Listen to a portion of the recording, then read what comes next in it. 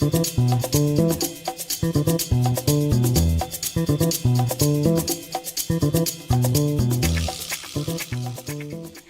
hello, everybody. Hopefully everything goes swimmingly tonight.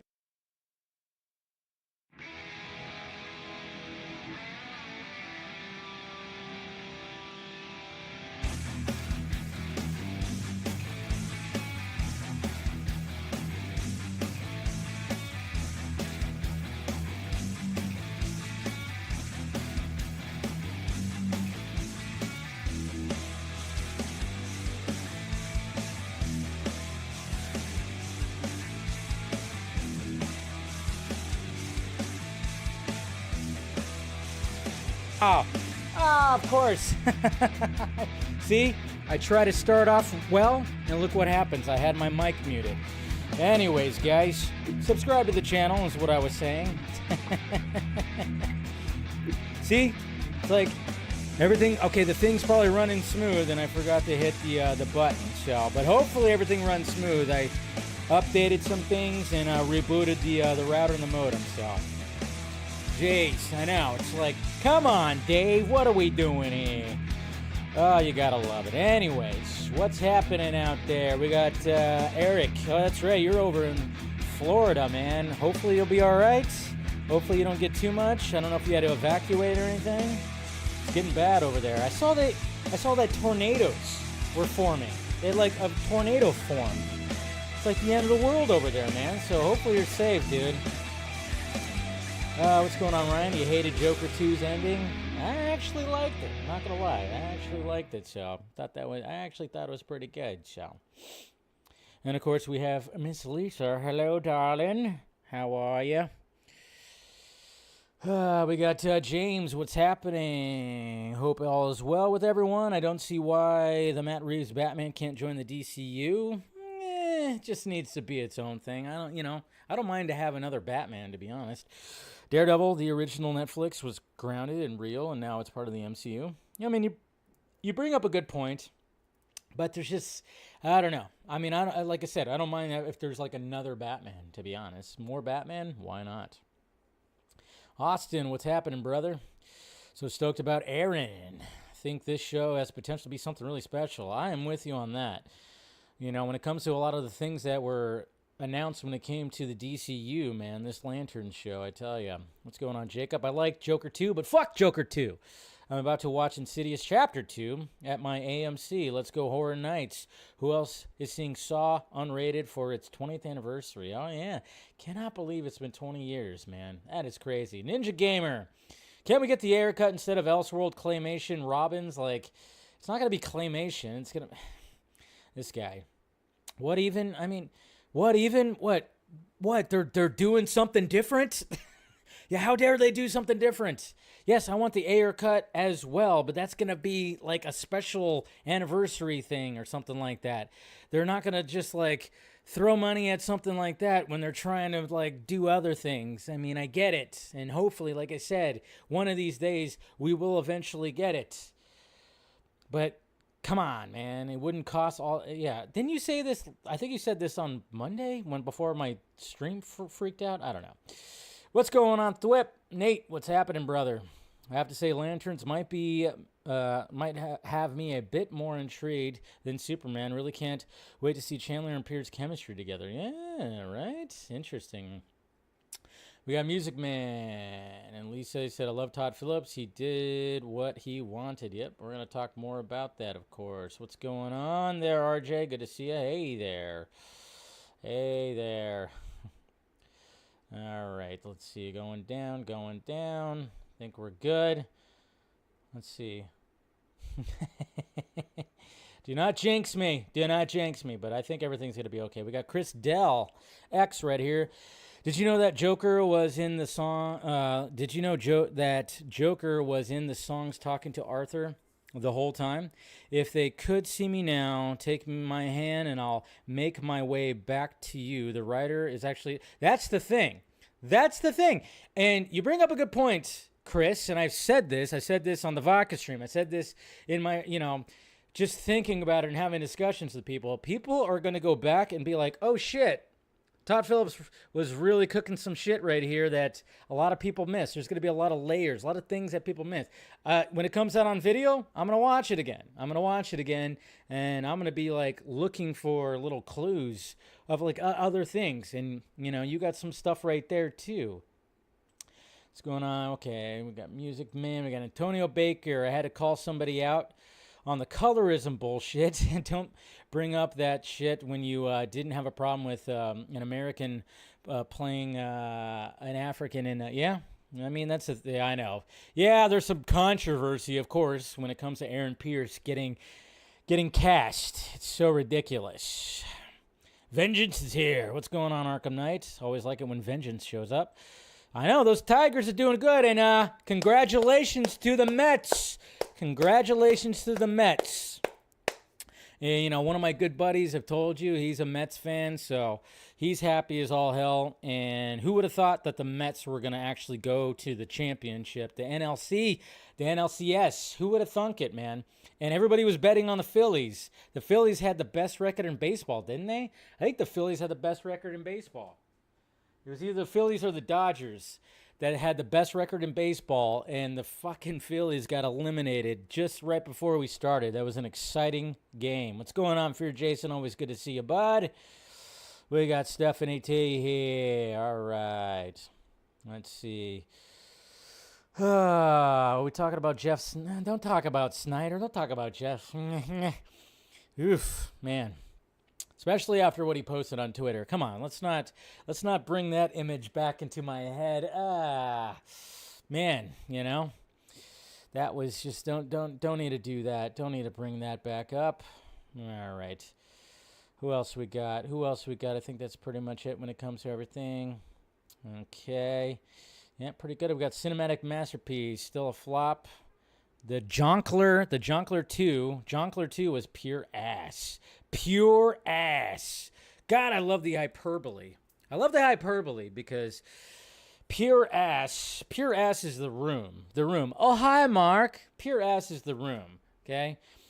I'm not saying you have to like it and you could be like, oh, yeah, it was bad. But when people just go above and beyond, and I'm just kind of going like, I don't know about that, but there's a lot of hyperbole out there.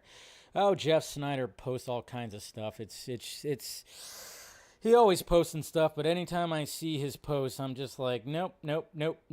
Please get out of here. I'm like, nope. Anytime I see it on my feed, I'm like, nope. Please do not. Can't stand that guy for good reason.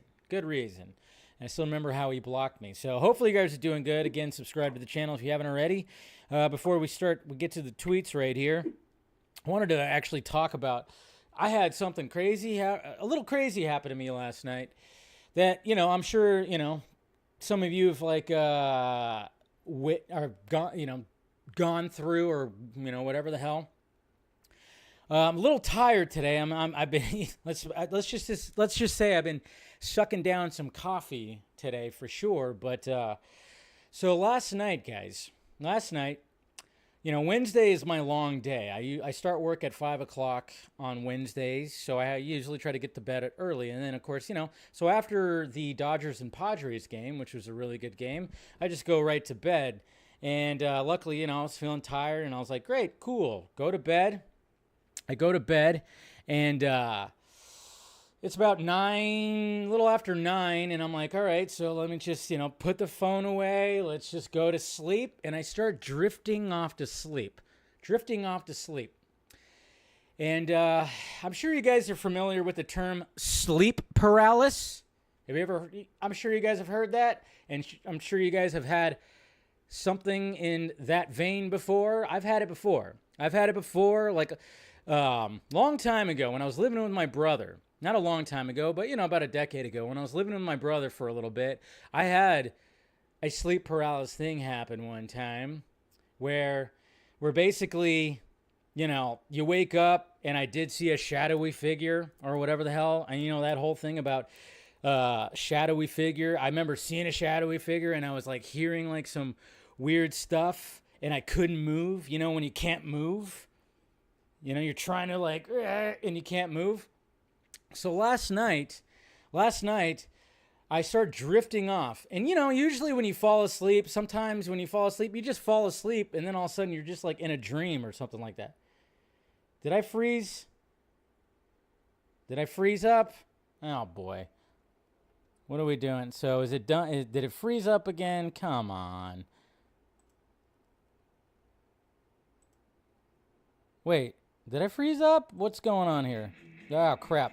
Don't do that. Am I frozen? What's going on? Okay, Eric, why'd you say... Oh, Jesus Christ, Eric. You just ruined my mojo by saying that. God, Lord. Anyways, so... Okay, thank you. Okay, so anyways... Don't say freeze up. Don't say freeze up, because then I'm thinking my stream is freezing. Anyways, okay. So back to the story. It's always that person, right? Anyways, so then okay, so I start drifting off to sleep, and sometimes you just fall asleep, and then of course, like, usually sometimes you just fall asleep and you have your dream, it's whatever and stuff like that. But I actually felt myself go into a dream, and I had a dream that I was in my place prior to where I live now. I used to live, my friend had like a little back house that I rented out for a little time before I moved here. And I had a dream. I had a dream that I was at that place. I was at that place, and I was just like on the couch of that place, and it was dark, and I had like just the TV illuminating. And then I look over on my desk. And I see a Funko Pop, just like a Funko Pop, like this guy right here. Not similar. It looked different, but I had a Funko Pop on my desk, and it was looking at me. And I'm looking at it, and I'm like, what the hell? And then the Funko Pop starts going like this. It like opens its eyes really wide and its mouth. So I'm like, what the fuck? I'm looking at this Funko Pop, and it's going, it looks like it's frightened of me, and I'm frightened of it. So I start going, this is scary. So then, like, I start trying to wake up, and everything goes, like, dark. It goes dark, and then all of a sudden I start hearing this rumble. I start hearing this, like, little rumble thing, like rumble in my ears. And then I start hearing a pound, boom, boom, boom, boom. And then I'm, like, trying to wake up, and I could feel myself laying in my bed, and I can't move. And I'm like, and I'm just kind of going, like that. And I'm just like, I can't move. And then finally, I start seeing some light because, outside my window, there's like a light, because the pool's out there. So I start seeing some illumination. And then I finally just get up, and I'm like, yeah, holy crap. Whew. And then I'm just looking around like, what the hell? That was weird. So then, of course, that made me where I couldn't fall back asleep. So shit. So yeah, I was just like, yep, couldn't fall back asleep for a bit. So yeah, had one of those like kind of moments last night. So I thought I'd share that because, man, it's just one of those. It was one of those nights. Poltergeist, I know. It was weird, man. It was fucking weird. It was weird. Trying to wake up from a dream, and then I just like, it felt like I couldn't move, and I was hearing like this rumble and this pounding. It was so weird. It was trippy, man. Yeah, it was a little scary, and I couldn't fall back asleep for a couple, like probably about 3 hours. Like, I started just scrolling through my phone through like, just watching some videos and stuff like that, because I could not. I was like, because my heart was like boom, boom, boom, boom, boom, boom. So I had some adrenaline going on right now. So, had some adrenaline. So, anyways, there you go. So, I just thought I'd share that. It was crazy, man. And like I said, the last time I had something like that was over a decade ago when I was living with my brother. It was weird, man. Yeah, you've had that a couple of times there, main man. I know. It's so weird. It's so weird. It's so weird. Oh, hey, Axel, you're here. So we got a Twitter. Oh, hell yeah. You're coming in guns blazing right here, aren't you? Oh, boy. It's okay, Axel. Aaron Pierce can be another guy you hate. for the DCU. Come on, man. Anyways, all right, let's get to the tweets. And the first thing I want to show is this video right here. This video right here is actually pretty hilarious, and I thought I'd share this with you. I thought I'd share this video with you because it's actually pretty hilarious. And thank you, of course, Lisa. I know you gifted a membership, and thank you, Eric, for being a member for 45 months. But I wanted to share this video because, you know, let's break the tension from my story of a little bit of sleep paralysis. And I just wanted to share this with you guys because the plot twist of this video is so funny. So check this out. This is a nurse. This is a nurse right here talking about a story.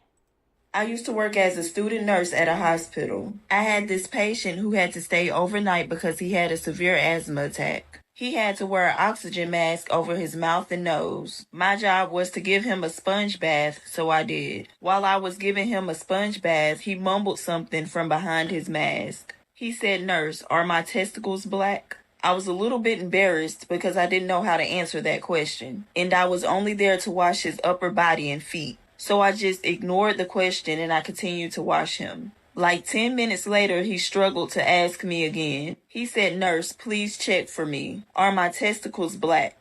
I was concerned that he might elevate his blood pressure and his heart rate by worrying about his testicles. So I just gently raised his gown. I was holding his manhood in one hand and his testicles in my other hand. I looked very close at his private area, and then I said, "There is nothing wrong with them, sir. They look fine." He then slowly starts to pull off his oxygen mask. He said, "Thank you so much. That was wonderful, but listen very, very close." He looked up at me, and then he started talking very slowly. He said, "Are my test results back?"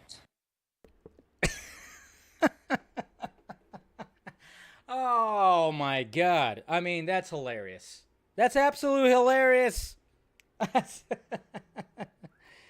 It's absolutely hilarious. Woo, boy. Man. I tell you, when I saw that, I burst out laughing. That was so funny. Are my testicles black? And she literally looked up and was like, "Yep, nope, they're fine." And then he was like, "Yeah, I enjoyed that a little bit." I'm sure he did. And then, yeah, turns out test results back. Oh, that's hilarious. That's so freaking hilarious.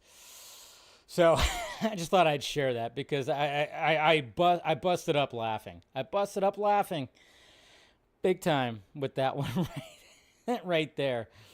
Oh, man. Just good stuff right there. Just good freaking stuff. But yeah, there you go. I just thought I'd share that. And then, obviously, you guys are watching The Penguin. And, always can't wait for a new episode of The Penguin. But obviously, they're talking about, when it comes to the new drops or the new whatever the hell, when it comes to the new drug that's happening, that's obviously from a mushroom, a certain mushroom. So for some reason, I think when I was seeing people like talking about, the whole thing that's happening in The Penguin where they have, a new kind of drug that comes off of a mushroom, that is actually kind of a real thing. This comes across my For You page, and I'm just going like, what the hell? Basically, I didn't even look at the whole thread. I just saw this one right here talking about like the world's freakiest mushrooms. What the hell does this look like to you? Graboid. That looks like a graboid. Anybody thinking Tremors right here? Holy look at this thing. What the hell? Look at these two little I saw this and I was like, what the fuck? This is some kind of mushroom, but it looks like something. It looks straight out of Tremors. It looks like a graboid. Ugh. I didn't even want to go down that thread. The thread is freaky. I mean, if you look at it, yeah, the thread is pretty freaky. I mean, essentially, this is what you see in The Penguin. The thing kind of, that's what you see in The Penguin right there. Ugh. But even that's like a little freaky, man. But man, there's fungus. The fungus among us, man. Jeez. Crazy. Did. Yeah. Ugh. But I saw that and I immediately thought, Jesus Christ, that looks like yeah. I mean, that's one of my all-time favorite movies right there. And then, of course, this is the year of the popcorn bucket, everybody. And Gladiator 2, of course, is going to have their very own popcorn bucket. And there it is right there. And it also has a little cover for a drink. So now they're actually adding to it, because I think Venom 2 also has a very own specific cup. But yeah, you can get a collectible tub and cup for Gladiator 2 when you go out and see it. Not exactly sure which, let's see, does it actually say? No, it just says that. I don't know which theater chain is going to have it. But yeah, you can get your very own Gladiator helmet and mask right there. So, I mean, I love it. I love it. This is what the theaters needed. The theater chains need this. You know, I think it's actually, hopefully it's helped. Hopefully it's helped. This whole popcorn bucket and cup thing, I mean, they should do this. They should very well do this. I mean, I got the Ghostbusters one. I got the Bat Signal thing. I didn't get them all, you know, but I mean, there are people out there that are probably actively trying to collect them all. So I think that's pretty cool. And this is pretty funny too, following Gotham Chief, who's funny right here. But just imagine this, okay? I don't want to show too much because it's going to be like a copyright thing. But of course, we remember the, the scene in the Batman where the Batman goes to Arkham to talk to the Riddler, right?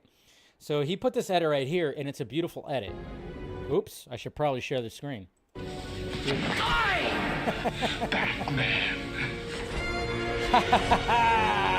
That's funny right there. I mean, that's pretty hilarious. That's a good little edit right there. Come on, that's a great edit right there. Look at that. It's a good edit. Gotta appreciate that edit right there. So it's awesome what you could do. It's awesome what you could do with all that. And kudos. Eva Mendes. Kudos to her right here. She posted something on Instagram, and I don't know if Eva Mendes, who knows if she's going to come back to acting. She kind of walked away from it, and it's great that she's still married to Ryan Gosling. They have kids. She takes care of the kids, but also does her own entrepreneurial stuff with like makeup and fashion and all that stuff. So it's not like she's just at home doing that. She's still doing her thing. But she posted this right here, and you guys, I've talked about this many times, and I've ranted off about it many times when it comes to the food we eat, especially the food that we feed kids, and the fact that, you know, when we were kids, essentially like breakfast was candy and dessert. And she posted this right here because, you know, people are going after Kellogg's. They should go after all of them, but she posted this right here. I grew up on cereal. I still love it, but I won't eat Kellogg's anymore after I found out that so many of the ingredients they use were here in the U.S. are banned in other countries. Why? Because they're harmful to children. Gracias to the Food Babe for helping me bring this to light and demand that Kellogg remove these harmful artificial food dyes for us, just like they do in other countries. Yes. There was like a whole hearing where they showed Fruit Loops from Canada and Fruit Loops in America, and there was a noticeable difference because of all the crazy food dyes and everything they put in here. And meanwhile, the Kelsey brothers are doing commercials where they're trying to help your kids pick their favorite cereals, and they're trying to help between like, oh yeah, what's your favorite cereal? The Reese's Pieces cereal? Cinnamon Toast Crunch? Lucky Charms? It's all bad. And I've said it many times. I'm telling you, it's just bad. It's bad. It's all bad. I mean, there's so much crap out there, and people are finally coming around that there's like just bullshit in a lot of our food. There's a bullshit in a lot of our food, and I'm totally all about. And I say it all the time. Try not to get all that crap. Just don't get all that shit. It sucks. It's not good for you. It's definitely not good for you. So good on her. And then we got this right here. Hugh Jackman He's announcing something, and they announce it in a similar way that they announced Deadpool and Wolverine. Hey everyone. A little over 2 years ago, Ryan sat in this very seat and announced to the world that I'd be coming back for Deadpool and Wolverine, and it was the time of my life. Ryan and I had such a great adventure together, and I've been wondering what comes next. Hey Ryan, you want to come to one of my live performances at Radio City Music Hall? Wait, you're gonna be like singing and dancing and joking live? Yep. Am I gonna be in it? Absolutely. I'll break out the eyeliner. This is my time. It's happening! My time.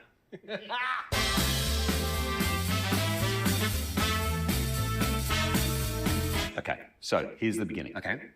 I'm going to start literally by... Turn that down, copyright. Of course, they're doing like the same thing they did when it came to all this stuff. But yeah, apparently he's going to be on some kind of Broadway thing. Clear? Got it? I'm not gonna be in it. On stage, no, but in my heart, yeah. Let's see what you've done here, Jackman. Yeah, but Ryan, I need you there in the audience. You bought a ticket, no discount. You're not in the front 8 rows because you don't want to draw attention to yourself. You're up the back. You may not even be in the auditorium. You're like outside the door. And it is going to be the most amazing tech rehearsal you have ever been to. I've won the friendship lottery. You have. So yeah, you can register for pre-sale if you're in that area. From New York with love, Hugh Jackman. That's so cool. And it's a great way to announce it, you know? Great way to announce it. So he's going to have his, like, I don't know if it's like a one-man show type of thing. Who knows? It's something, though. And, you know, good for them. Good for them. Good for them. Definitely good for them. And then we got this. Speaking of things that you shouldn't feed to your kids. And thank you, of course. Thank you for the $5 super chat there, Miss Lisa Jackson. And yeah, you're right. Exactly. It's just, you know, I mean, there's just stuff like that. I mean, yeah, our food is, it's terrible. It could be terrible. There's a lot of bad things and everything, but, you know, it's just, I don't know. It's the way it is. But yeah, speaking of that, you know, obviously I talked shit about this when this was announced, when Mr. Beast, that KSI guy, and freaking Logan Paul, I always get the two brothers confused, when they announced like their new healthier Lunchable called Lunchly, stupid name, but I'm like, oh, if I see that Prime beverage in there that Logan Paul has, you know, that's bullshit, that's bad for you and everything, and I'm like, don't feed that to your kids, just don't feed, they don't need that. Well, you know, they got a lot of backlash for that, so hey, how are they gonna like get everybody back around when it comes to the backlash and everything? Well, let's have the Hawk Tuah girl promote it. I like my cheese drippy, bruh. I like my cheese drippy, bruh. That's so good. Let's start the podcast. Yeah. You're promoting something for kids, and after there was backlash, let's get the girl that was made famous by talking about how she approaches a blowjob. Okay. That's a way to appeal to kids. Like, what? Holy Lord. Holy Lord. Wow. Now, nothing against Haley, who's the Hawk Tuah girl, because, I mean, she's still around. And I think the reason why she's still around, because she is, I will say, I've like watched interviews with her. She is likable. There is something cute about her. She's likable. I get it. But it does kind of suck that she was made famous for that comment, you know. But at the same time, I'm like, why would you do, what? That doesn't even make sense. Ugh. You know? And, you know, like I said, just do your thing. Just do your thing, Haley. You know, you have a likability and people like you and everything. You have, you know, your opinions and stuff. I mean, I know I haven't watched her podcast. I've just seen her on other podcasts. And I'm like, okay, she's likable. She's likable, of course. Nothing really, you know, against her. But why are you going to help promote this garbage? And it's supposed to be for kids. And you were made famous by saying you spit on that thing. Come on. What the fuck are those guys thinking? Ugh. Anyways, Jesus Christ. Oh man, am I glitching? Uh-oh. It's not lasting. Am I glitching? Nope. Don't glitch. I don't, let's see here. Am I glitching? Don't say it's going to start failing me now. Don't say it's going to fail me now. Okay, hold on. No, it's not glitching now. Okay, so there was like a little glitch in the Matrix. Are we good? I see the feed right now. It's looking okay, so. Okay, we're good. Okay, we're good. All right. Good. Thank you. All right, and then, of course, we got somebody right here who, let's see, it's just Sebastian De Guy right here. Sebastian De Guy right here. He decided to make an all-star Superman type of poster for the Superman movie, and I think it's pretty damn sweet right here because we know the cover where he's like, he's the cover of Superman right there, and he's got the world like basically in his hands. And I was like, oh, this is pretty sweet. It's a cool little edit. Put David Cornsweet right in it. There we go. Look at that. It's a cool little poster.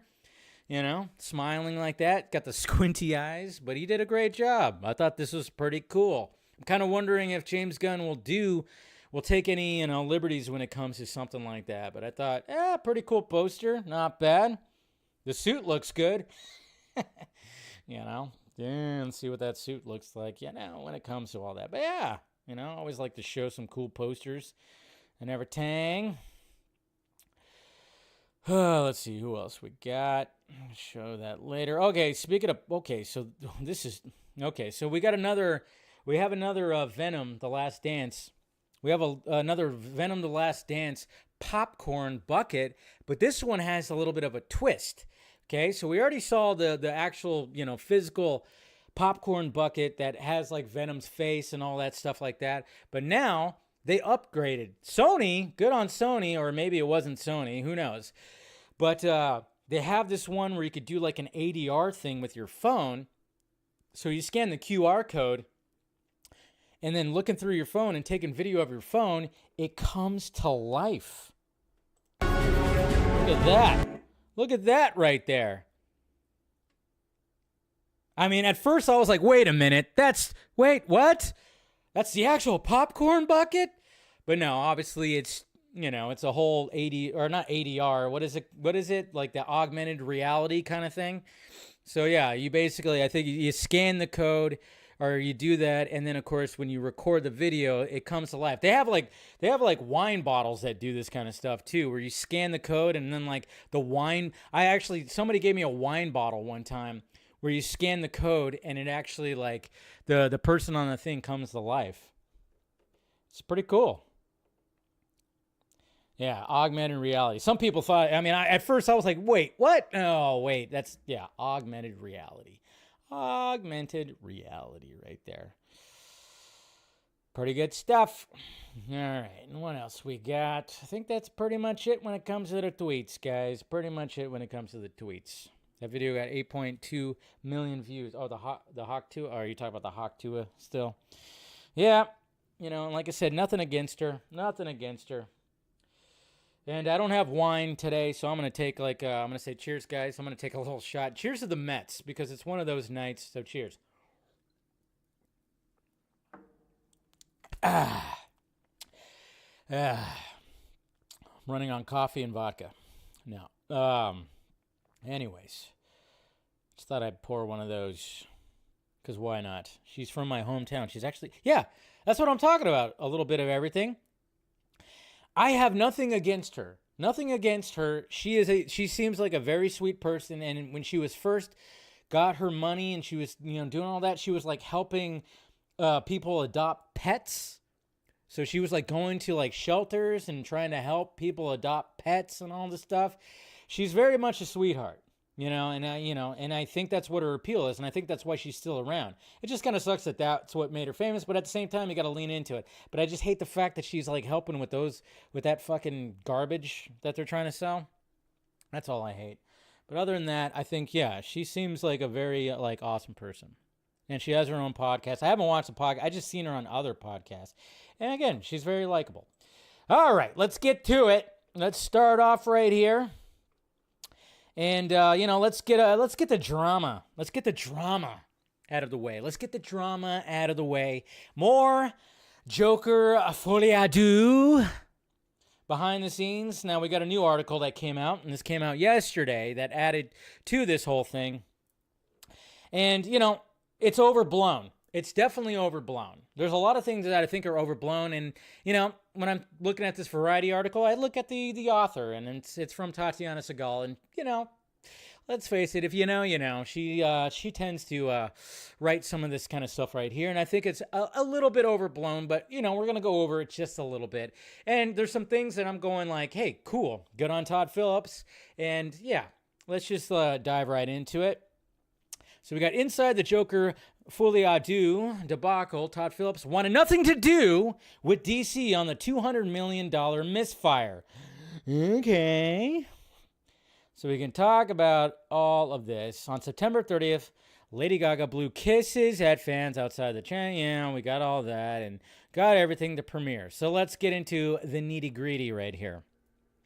Insiders say the duo's glaring absence from a film that is based on one of the biggest draws in DC canon, talking about, of course, Saffron and Gunn, underscores a dysfunctional dynamic that played out behind the scenes on the ill-fated Warner Brothers musical. Todd Phillips wanted nothing to do with DC during the making of the film, says one agent familiar with the director's unique carve-out, which allowed him to bypass any oversight from the brand's gatekeepers. Although Gunn has publicly supported the film on social media, Phillips has distanced himself from DC. As the animated title card sequence unspooled inside the iconic Hollywood cinema in the opening minutes, it became apparent that Phillips had just given DC the middle finger. There was no DC Studios logo. Okay, so when it comes to this movie got greenlit before there was DC Studios. Now I can understand why, hey, if this is gonna be released while there's a DC Studios, yeah, why not put it under the DC Studios name? But at the same time, Todd Phillips was like, it's more Warner Brothers. And I understand that. Totally understand that, because when this was greenlit, and I'm sure that, again, this is something probably he didn't really want to do in the first place, but then said, fuck it, I'm going to dive into this, but I'm going to make the movie I want. And when it came to nothing, he wanted nothing to with DC, I'm just going, yeah, Todd Phillips, maybe not a big comic book fan. Not a big comic book fan. He wanted to do something fresh. He wanted to do something different and add to the character that's been around forever and we've seen in live action forever. And he achieved that with the first one. So why not? All right, let's see what I could do with the second one with this musical and how I approach the whole thing when it comes to like mental illness and everything like that. So it was just kind of funny seeing the reaction from people that were going like, whoa, wait a minute. He just wanted nothing to do with it. Wanted no notes, wanted no nothing. And I'm just going, wait a minute, guys. Wait a minute. Especially if it comes to people who are all about, who are in the Snyder fandom that were going like, what the hell? I'm like, wait a minute. Anytime I have some confrontation when it comes to the diehards in the Snyder community, they always say no compromise, no compromise, no compromise. So I thought we liked it. I thought we liked it when filmmakers said, fuck you, I'm not going to take your notes. I'm going to do the movie I want to make. I thought we always championed that. But it seemed like some people are just like, no way, no, he should have worked with the studio and stuff like that. I'm going, I'm sure he didn't just give his middle finger. Again, I think the article is a little over-exaggerated. I think there's some hyperbole that's happening when it comes to these insiders, because people behind the scenes, especially with the studio and reps and everything like that, everybody's trying to do the whole, point the finger. They're trying to point the finger of why this was a failure. This was a huge failure when it comes to the box office. It's going to be studied. I think this is going to be studied. This whole thing is going to be studied. It's not even how, if you think about Aquaman, the first Aquaman was $1 billion, second one floppy. We can understand what happened there, because that was total studio interference. The Marvels, same thing. They're, First one, $1 billion, the Marvels, floppy. But we can understand what happened there. A lot of studio interference and stuff like that. But when it comes to this one, no studio interference. Todd Phillips said no to all the notes and said, I'm making the movie I want to make. Didn't quite work out. So you kind of wonder, like, what's going to happen in the future? I get it. And I get why people can have concern with that. Sure. But at the same time, I'm just going, good on you, man. Good on you. Absolutely. Good on you, Todd Phillips. Proud of you.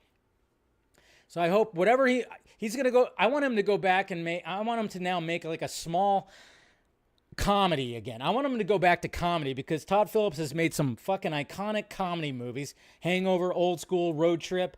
You know, I want him to go back to that. Go back to that. Make a small comedy. Make it raunchy as all hell. That's what I want him to do because this was his fucking mic drop, in my opinion. Because when this was greenlit, there was DC Films that was falling apart. They ousted Hamada. Good. Emmerich was on his way out. Good.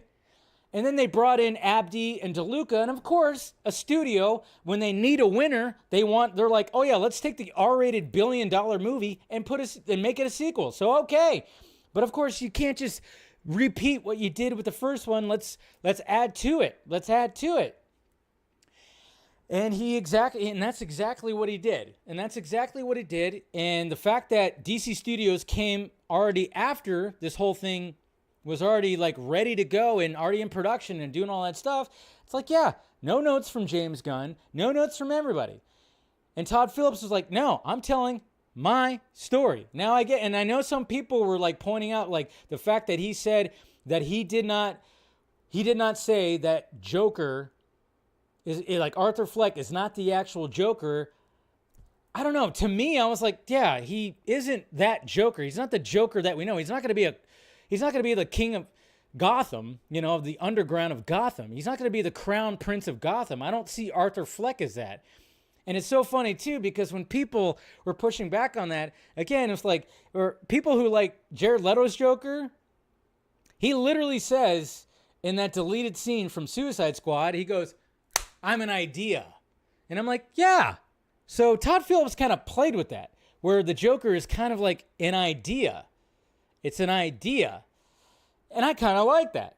That's why I actually posted that on Twitter, like that GIF. There's a GIF of Jared Leto's Joker saying that he's an idea.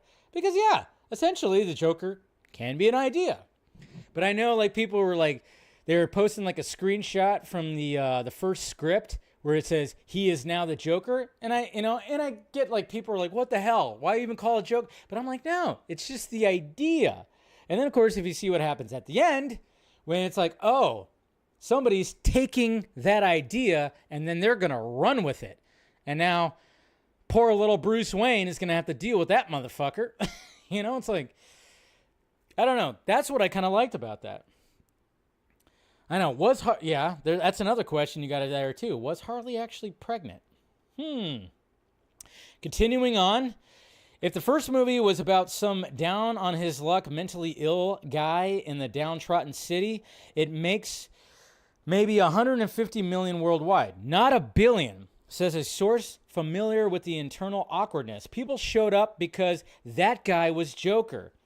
But was he really? No, he had an idea that ended up being like maybe I don't know. That's the thing. That's one of the things that I like about this. And then, of course, talking more about that. Now that the dust is settled on the sequel's disastrous opening weekend, plenty of soul-searching is taking place on the Burbank lot. The overarching question being asked is, why spend $200 million to make and nearly $100 million for marketing? So they're talking about like $300 million now. A tentpole that ignores the DC fan base, and it ignores maybe putting it mildly. As Rolling Stone review of the film that they said, and I actually mentioned this, has a message for fans: go fuck yourself. Did we not see the first one? Again, that's what I don't understand about this. I'm like, did you guys really think this was going to be like some kind of franchise or universe? Are we going back to the fact that, like, what? Are we so spoiled with, like, cinematic universes that we thought this was going to be a cinematic universe? I did not get that from the first one. I mean, literally, you see the Waynes get killed in the alleyway, not by Joe Chill. They get killed by some fucking Joker rioter. Like, he starts this whole, people that are supporting him, a Joker supporter, ends up killing the Waynes. It's not like the books. He gave the Joker a fucking name. And again, I didn't walk out going, Jesus Christ, Arthur Fleck, Crown Prince of Gotham, look at him go. It's like, that's what's so weird about this. Is like, I did not walk out of the first one thinking Joaquin Phoenix's Arthur Fleck is going to take on the Batman eventually. No, I never thought that. That's what's so weird about this. Oh, what? I just thought this is like some crazy Elseworlds that has Gotham City, Arkham, the Waynes, some little things peppered in there, but I never thought that this was going to be like some like new universe and we were going to see a Batman or something like that. I don't know. Alas, the fanboys and fangirls stayed home, resulting in blah, blah, blah, all that stuff. After all, Joker is not some obscure character. The Batman foil is by far the most high-profile villain in comics. And that's what I love is Phillips said, hey, I'm going to show you a different kind of version. And he did, spanning through, of course, all that stuff. Let's see. Let's go through. The movie began production in December of 2022, 2 months after Gunn and Safran took over DC, and many expected the duo to provide notes and feedback on the R-rated musical, especially given the capital outlay involved. But Phillips balked. And, of course, it was like, hey, I'm all about, communicating with DeLuca and Abdi. And he has done little to dispel the appearance of friction, even though Gunn and Safran were on hand for the first director's cut screening for the studio. When asked by Collider reporter if the production process changed when the pair succeeded DC head Walter Hamada, or if they had any input, Phillips replied, with all due respect to them, this is kind of a Warner Brothers movie. There you go. And even Warner Brothers' feedback was sometimes ignored. Sometimes. So it's not like he did not take some of it in. Sources say Zaslav met one-on-one with Phillips shortly after Warner Media and Discovery merged in April of 2022 and was open to filming in Los Angeles if the director would make the sequel at a lower price point. The studio preferred London, where, of course, it's less because, California sucks. But Phillips insisted on shooting in Los Angeles, and the budget didn't change. A Warner's spokesperson says the studio supported the decision to film in Los Angeles, and Zaslav Phillips' confab was merely a meet and greet where they discussed what else the director wanted to make there.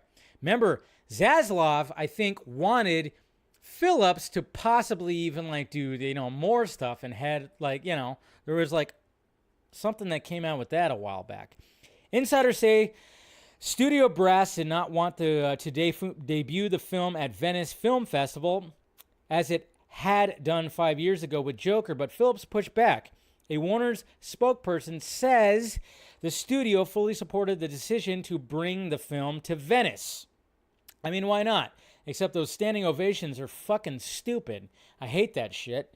Anytime in a film festival, let's fucking clap for 17 minutes. Who the hell wants to clap for that long? Stop doing that. Other battles of will between Phillips and Warner's ensued. Phillips refused test screen Joker 2. Phillips refused to test screen Joker 2. Again, I give him a standing ovation for that. Not for fucking 11 minutes, but I give him a because test screenings kind of, I mean, sometimes test screenings, when they start doing that and they start going, well, you got to change this, try to change that. Again, it goes against the artiste. And I don't like that. Some people, we don't like that. even if you don't like the movie, let the guy make the movie. And I kind of like the fact that there wasn't a test screening. I do. It's like, dude, just go at it. But the thing is, the fact that the first one did so well that they were like, all right, let's let him do what he wants to do, you know. But sadly, of course, when it comes to the box office, yeah, it might affect future things when it comes to test screening. Sadly, the critics rejected it, and the film tallied a disastrous 33, of course, and then a D and all that and whatever. Given the film contains spoilers, the studio did not want unnecessary divulge plot points too early in the test screen. Yes, and that's the thing too. That's what we always talk about is spoilers. Spoilers end up coming out from test screenings.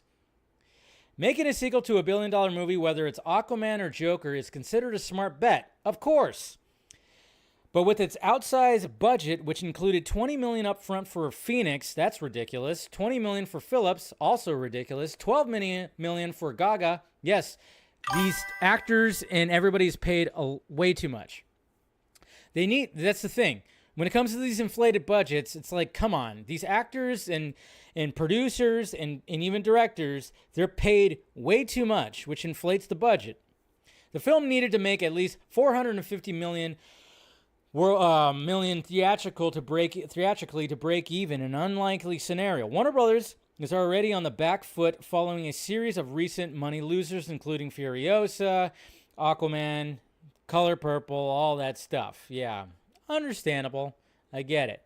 This is a black eye for Warner Brothers at a key time with the industry expecting a hit, says Wall Street analyst Dan Ives. Yeah, you know, whatever that says. However you say his name. The timing could not be worse. Yes, I get that. Joker Folie à Deux also may have suffered from not having Bradley Cooper's voice at the table. Cooper, who was a producer on the first Joker and is known for his commercial instincts, including his low-budget hit A Star is Born with Gaga, was not involved with the sequel after dissolving his producer partnership with Phillips in 2021. No one could get through to Todd, says one source directly involved with the film. And the one thing about the genre stuff, if you don't listen and pay attention to what the fan expectations are, you're going to fail. Not necessarily. In fact, catering to the fan base was supposed to be the strategy. When the Zaslav era began, the CEO touted a 10-year plan for DC that would take a page from the Marvel playbook, in which all films adhere to the singular vision of President Kevin Feige. Yet somehow the Joker sequel was allowed to skirt the mandate, with Phillips operating in an alternate silo from the newly installed DC chiefs. Not surprisingly, the core DC fans revolted, and the result is damage to the brand. This was not supposed to be a fucking big-ass franchise and universe. That's what I'm like, what are we doing here? Yes, I get it. It should have just been a one-off. Yeah, sure. But at the same time, I respect the sequel. It's not as good, sure, but I respect it as it is. I went in that and I came out and I said I enjoyed it. That's what's so weird about this. It's crazy. They even talked about it, that it's a Speed 2 level disaster. Why did they bring in Speed 2? Really? That's funny. They said Speed 2. That's so funny that they compared it to that. Anyways, that's the thing. I mean, I don't know. It's so weird. Like, I respect Phillips. He literally did a mic drop. He did a fucking mic drop. He got paid.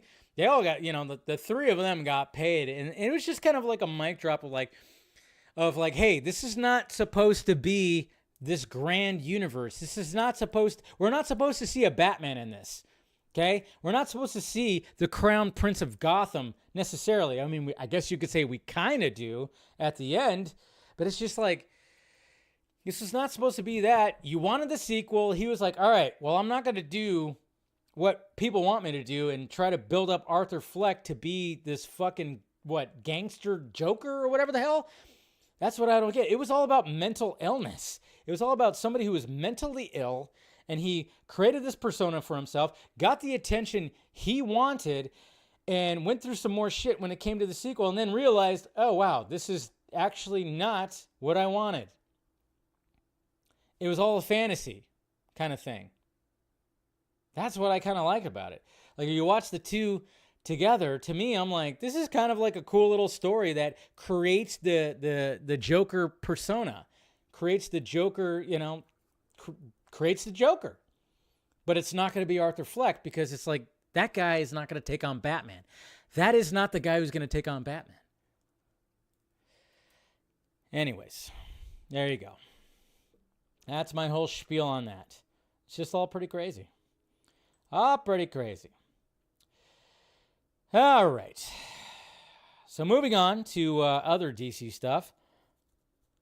Now we're going to the actual stuff that is supposed to be the franchise. The actual things that is going to be, continue, that actually is going to have the whole DCU. The thing that was supposed to be that. Not this.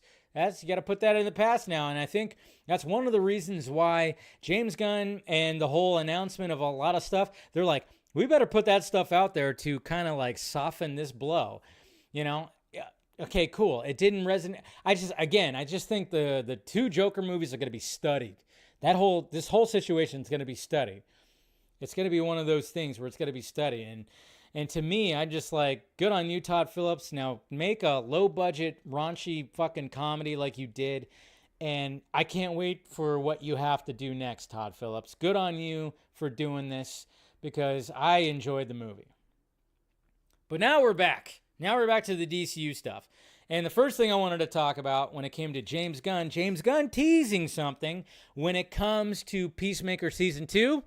He posted this image right here. Who might this be? Huh?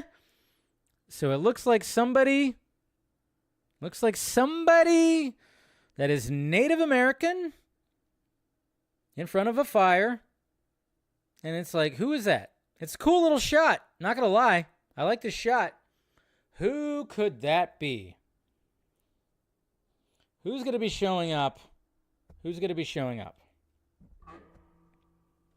Monkey Jeebus versus Seed. I think you guys are on the same page that I am.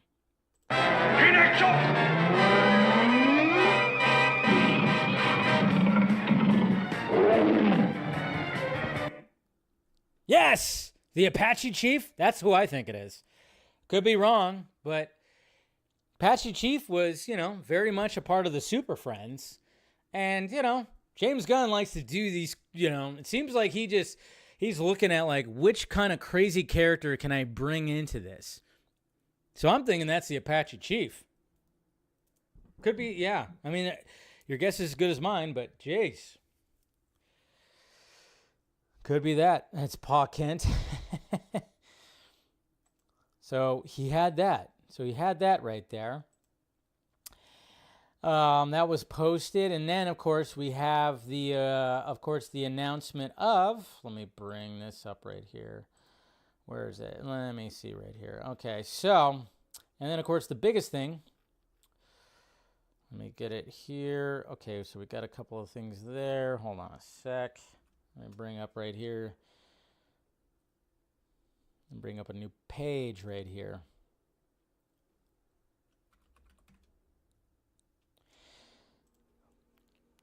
So we have our Green Lanterns. I mean, we already kind of had like one. We already kind of knew that one of them was there, but it was never fully confirmed. It was kind of funny because even last week I was like, it's not confirmed, but I guess it's confirmed. It's kind of whatever.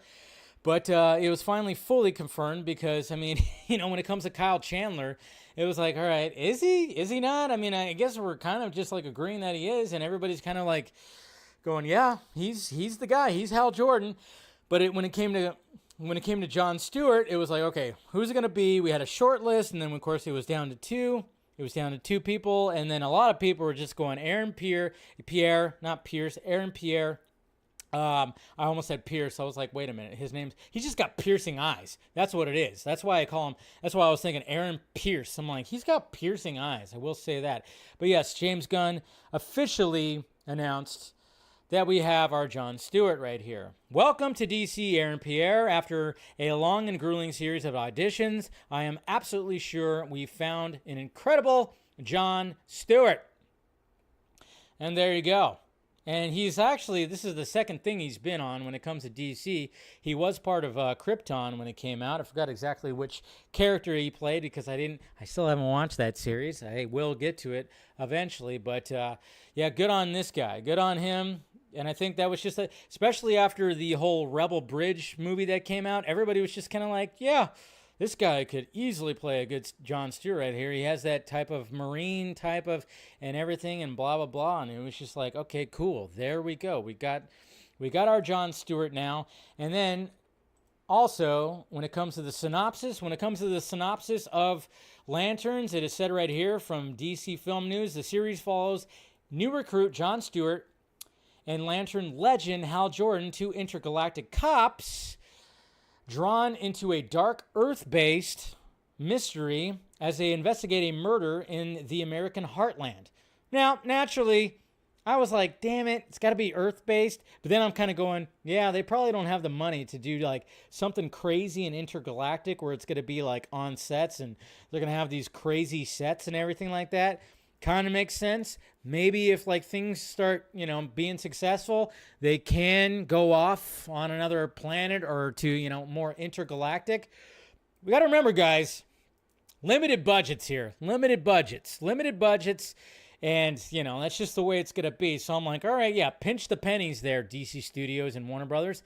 But, yeah, that's the synopsis right there. And naturally, backlash. Naturally, we have backlash when it comes to all this. Naturally, we have the people who hate that this whole universe is a thing. And I'm talking about those certain people in the Snyder fandom, which I hate that I have to, like, keep on saying that. I just wish that they weren't acting like how fans were acting back in 2015 and 2016, where they were nitpicking and shitting on everything that Zack was doing. Now they're doing that, and it's our turn. It's our turn to shit on everything. And just kind of get like that. So naturally, they said, oh, yeah, they're just, they're just casting from Twitter. They're just casting from Twitter, right? That's all. They're just looking at Twitter and seeing what everybody wants. James Gunn did respond when somebody actually asked right here, James, did you watch Rebel Ridge? And that convinced you to cast him? He said, no, his screen test convinced me.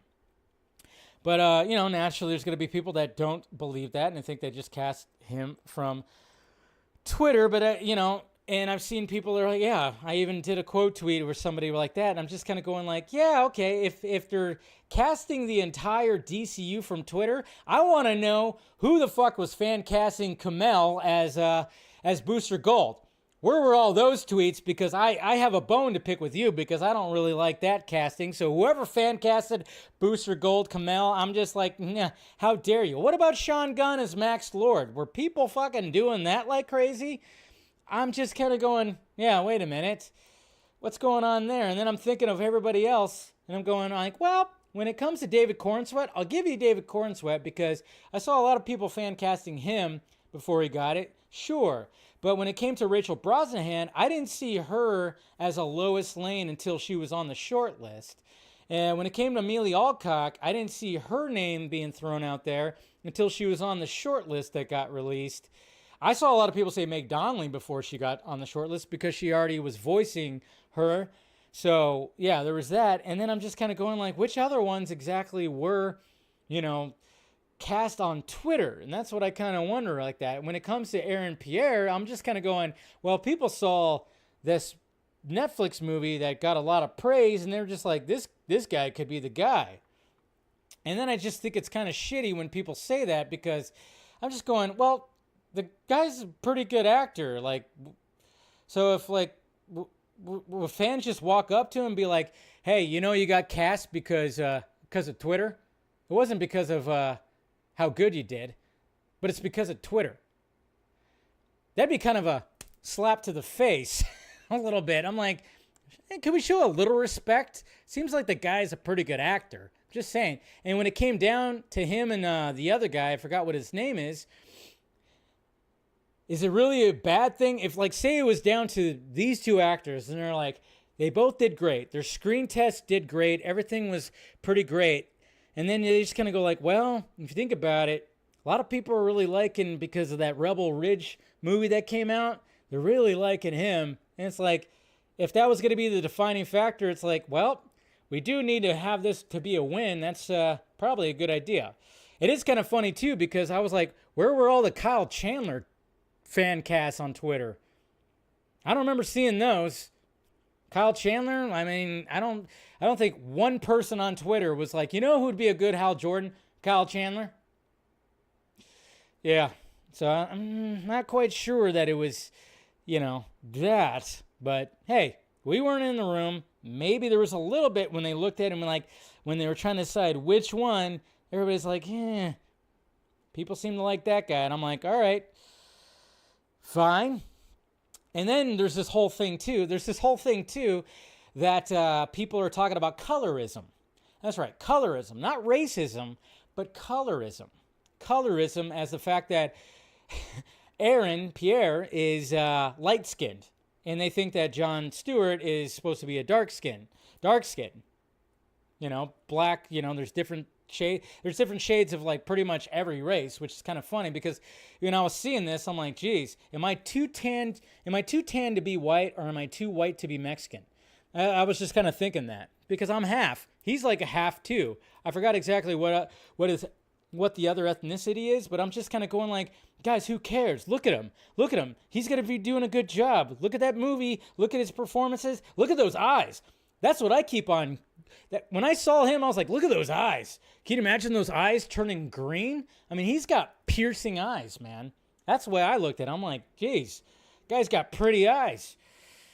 That's the way I judge my superheroes now, by how pretty their eyes are. Anyways. So, yeah, I was just, so there's those two kind of things. You got fandom hating it because they want to hate it, and they say it's Twitter casting. And then you got people saying that he's too light-skinned to be Jon Stewart. And it's just like, Jesus, like, what are we doing here, folks? Stop it. It's ridiculous. It's absolutely ridiculous. I mean,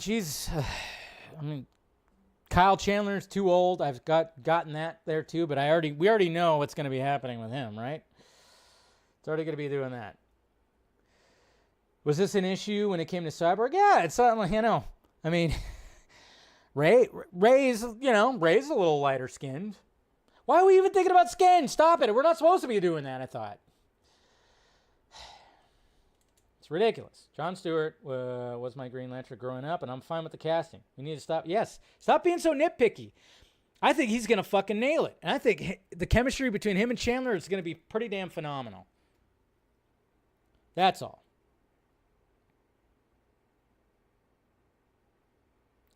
You don't expect me to fully get it? Just Google it. You're talking about someone who's half Mexican right here.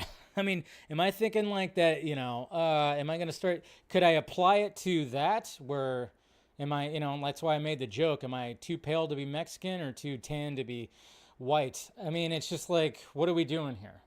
I think it was, maybe that it was being judged by performance. I don't know. Maybe that's what a lot of this kind of is like judging by performance. Could be that.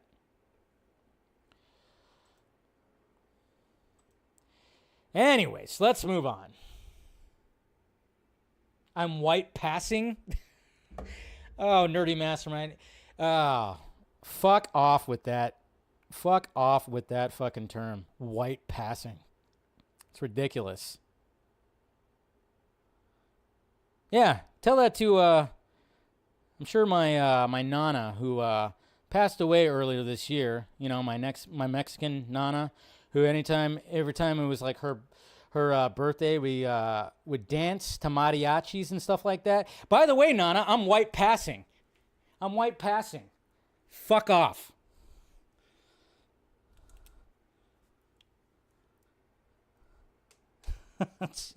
Jesus Christ. Anyways, let's just talk about the next thing right here. Let's talk about some Marvel stuff right here. Let's talk about some Marvel stuff. I'm just gonna go over. Okay, so I'm gonna talk about some of the most recent like rumors that are being talked about when it comes to, because there's too many damn rumors, right? There's too many damn rumors when it comes to I don't know, when it comes to like the MCU, I guess you could say the MCU. When it comes to all like there's just too many. Like there's too many scoopers that are talking about the stuff when it comes to Marvel and all this stuff. And I'm just gonna read off some of the stuff that has been out there, and I'm taking the page of Small Screen Co. Really great dude. Talk to him. He's got some great videos. He posts. Follow him online. It's at Small Screen Co. On Twitter, and I'm just kind of reading off some of the stuff that he's posted that has been kind of just like been talked about. I'm just going to run through it real quick because it's just, there's so many things when it comes to the MCU and scoops and rumors and all this kind of stuff. Right here, when it comes to Spider-Man 4, a lot of Spider-Man 4 stuff. Apparently there's going to be multiple symbiotes, and Cannol, who's supposed to be showing up in the last Venom movie, apparently he's going to be showing up and he will be the main villain. So there's going to be symbiotes and him. So Spider-Man 4 is going to have that. Tobey Maguire and Andrew Garfield are supposed to be returning in Spider-Man 4. Spider-Man 4 is going to be start filming in the UK of May 20. It says May 25th. There's literally a date of May 25th, 2025. And then there's also a thing too where Tom Holland's going to be filming scenes for Doomsday before he films scenes for Spider-Man 4. Okay, Spider-Man 4 is going to lean more into a cosmic storyline. Okay, so we got that. When it comes to Avengers Doomsday, Captain Marvel will be a main character. I think we can all assume that. Marvel is working on a new Disney Plus series about finding Wanda, finding her other son who got lost and whatever the hell. I forgot exactly what that storyline is. Marvel's reportedly has a really exciting idea for Moon Knight Season 2. It's exhausting. It kind of is exhausting, to be honest. Chris Evans will reportedly come back as the Human Torch. Okay. We saw him. Okay. We saw that. And apparently there's also a rumor, it's not on his page, but there was also a rumor too that the whole Reed Richards and Dr. Doom thing, since it's Robert Downey Jr., it's not going to be a similar relationship as it was. It's not going to be the similar relationship as it is in the comic books. It's going to be more of like how Tony Stark was to Thanos. Apparently it's something like that. There's just too many freaking rumors. Too many rumors. And I'm just going to bring up this tweet right here when I find it. I'm going to bring up this tweet right here. Where is it at? Where are we at? Come on, there it is. I'm going to bring up this tweet right here when it comes to a certain Marvel director who directed one of the best origins when it comes to MCU. Hey, it's in my top 10 of one of the best origins right here. Mr. Scott Derrickson. In my years working for Marvel and in all the years since, I would say that 95% of what gets reported as Marvel news is false. Thank you. There's just too much out there, man. It's exhausting to the point where I just kind of just go by it. I just blow right by it. I just blow right by it because there is so much BS out there. You know, there's even like stuff when it comes to DC where I just go, nah, I don't care. Stuff when DC, I don't care. I mean, there's even stuff when it comes to DC where you got people, comic book people going, yeah, man, Superman, I was on the set and it looks cool. I'm like, okay, yeah, of course they're going to say that. You know, it's like, it's not news. But yeah, there's just so much crap. But I'm like, good on Scott Derrickson for saying that. Because it's like, yeah, there's a lot of BS out there. So take with any of that I just told you with a grain of salt, because there's just a lot of BS out there, especially when it comes to Marvel rumors and Marvel scoops. Ugh. It's exhausting.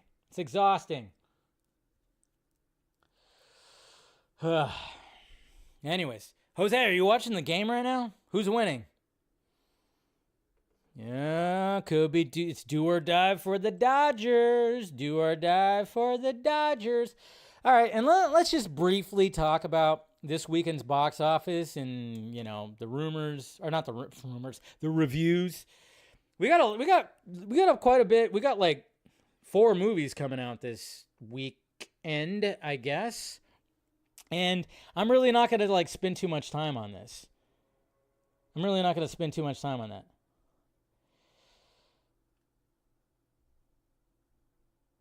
So I'm just looking at the Rotten Tomatoes. We got We Live in Time. I think, you know, the one with Andrew Garfield and Florence Pugh, pew, pew, pew.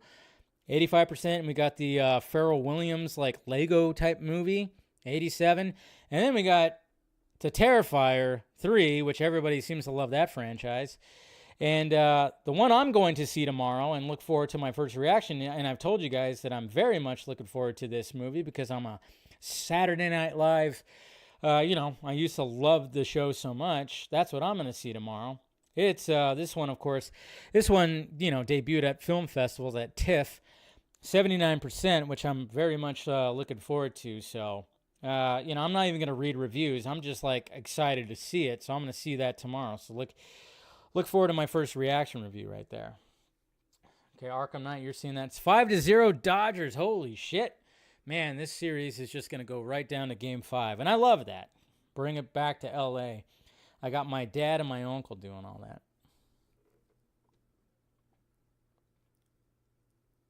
Anyways. Okay. Now, finally, Christopher Nolan. Christopher Nolan. That's right. Christopher Nolan. Obviously, you know what I love?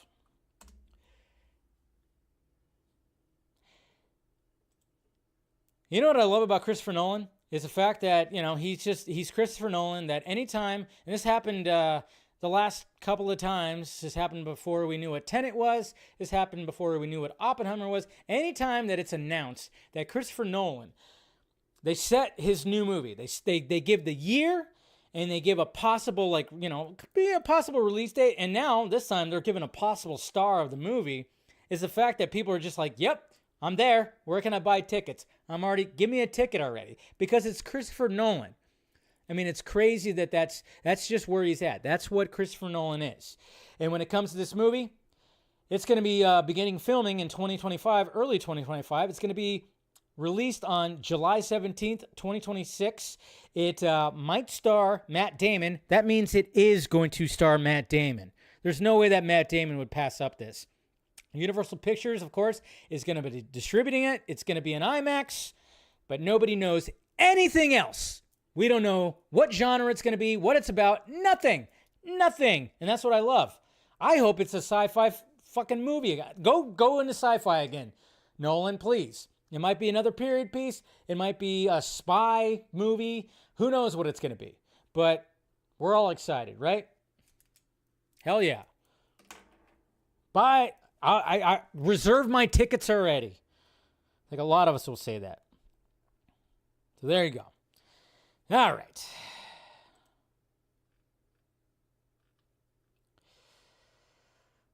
Let's go ahead and check out some questions right here. Let me make sure it's not too crazy. Oh, yeah, there's that guy again that I have muted. I have some people muted because they just send me weird fucking shit. So, Jesus Christ. Yeah. I don't know. I got like 2 people that troll me now on Twitter when it comes to this stuff. So, it's all good. And I'm just making sure. Anyways, all right. Starting off with Eric. Hey, Dave, when film enthusiasts look back on Joker 2 and Megalopolis, after enough time has passed, I suspect both films will be appreciated for the same reason. Phillips and Coppola made the movies they wanted. Exactly, Eric. Exactly. Coppola made his passion project, and I got to respect that. Yeah. And with Phillips just nailing it out of the park when it came to the first Joker, the studio gave him free reign to do whatever the hell he wanted. And, yeah, the fact that they came out within a week of each other, again, it's going to be studied. It's just going to be studied. Dylan G, I had the crazy thought last night when Nolan's film was announced.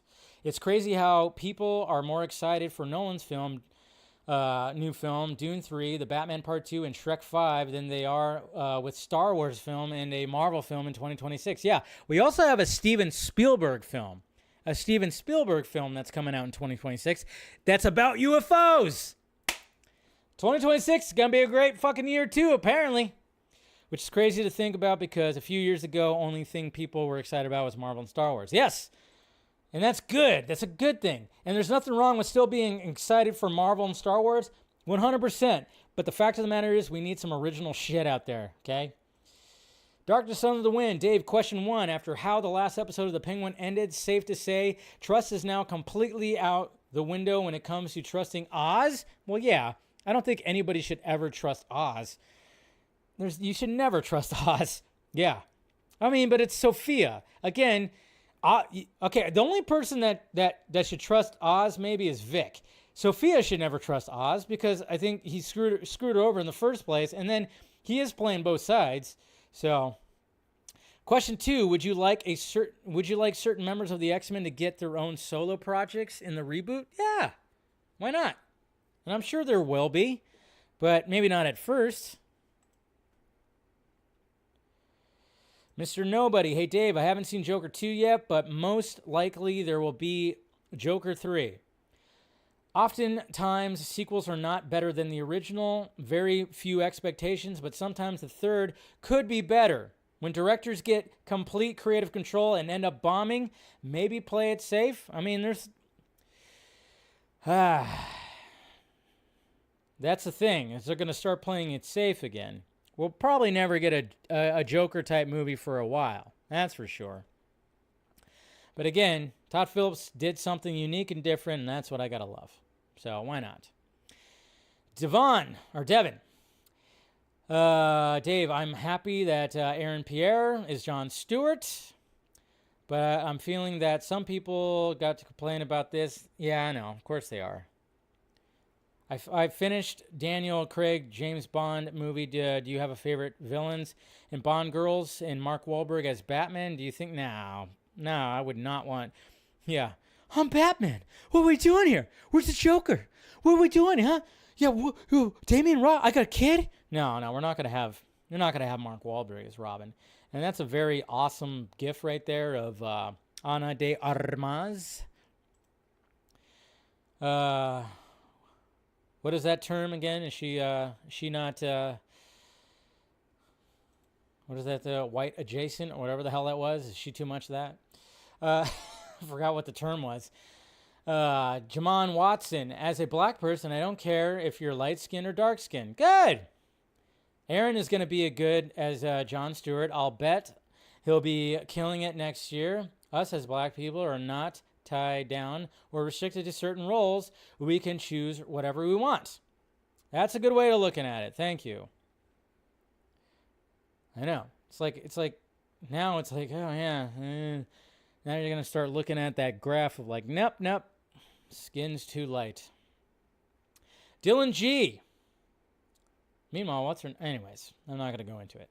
Dylan G. This scene was something else in the theater. Oh, whoa. Not even sure what that is. I'm not going to play the scene. I'm sure it's in the car. It was great when they fight and stuff. I'm not sure what this is. I don't know who this guy is. But, I'm not going to play the scene because it's copyright and stuff like that. Anyway, so, Oh, all right. Sorry I got a little heated there, guys. It's just interesting. I mean, and I know, people are sensitive about it. All right, fine. But it's just to the point where it's just like, it's just gotten to the point where nobody's satisfied. It just seems like nobody is freaking satisfied, And, I don't know. And maybe like my comparison was, and I just was like comparing to myself because I am half Mexican. And there's that whole thing. And then it's just like, I've seen it where there has been people who are half Mexican that's played Mexican. And it's like, would I be able to play Mexican because I'm half Mexican? I don't know. It's just like one of those things. And I don't know. It's just always like kind of like a weird thing because, nowadays there's so many people that are just a mix. A lot of us are mutts. That's the thing. There's a lot of us are mutts. And then it's just like, okay, well, we're not going to just like, totally race bend. So, let's see what this person has to do and let's judge it by the performance more than, what the pigment of skin is. And I thought that was what everybody, was looking forward to. Anyways. All right, guys. And you're right there, Indiana Jake. Mix is kind of, Anyways, what's a mutt? Well, when it comes to dogs, a mutt is like breeds, different breeds in one. Anyways. All right, guys. Let's stop talking. I'm probably canceled for this or something like that. Who knows? But let's go ahead and end this right here. Let's see. It's 7:30. We might have to do like a little. We might have to do a brief members only after this, for sure, because we got a little bit of time, so we'll do a little bit right here. So members, look forward to a little time right here. We'll probably do about 10 minutes.